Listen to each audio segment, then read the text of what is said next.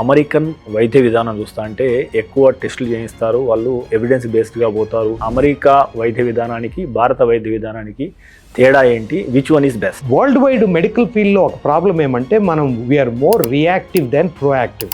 అంటే prevention is better than cure అంటాం కదా.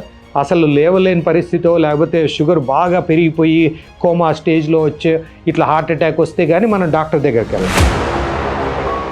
మెడికల్ జాగరణలో అతి ఎక్కువగా వినపడుతున్న పదం గట్ హెల్త్. ఇంతకాలం లేని ఈ గట్ హెల్త్ మీద ప్రాముఖ్యత ఇప్పుడు ఎందుకు పెరిగింది? మైక్రోబయోమ్ అంటే కలెక్షన్ ఆఫ్ బ్యాక్టీరియా, వైరసెస్, సూక్ష్మ క్రిములు. మనం కౌంట్ చేస్తే 100 ట్రిలియన్ బ్యాక్టీరియా, వైరసెస్ ఇవన్నీ ఉంటాయి. అది వెయిట్ చేస్తే 2 కేజీల బరువు ఉంటుంది అనమాట. అంటే మన బ్రెయిన్ ఎంత వెయిట్ ఉంటుందో మైక్రోబయోమ్ కూడా అంత వెయిట్ ఉంటుంది. ఇప్పుడు ఆల్జైమర్స్, డిమెన్షియా కానీ, depression, anxiety is caused by gut microbiome imbalance.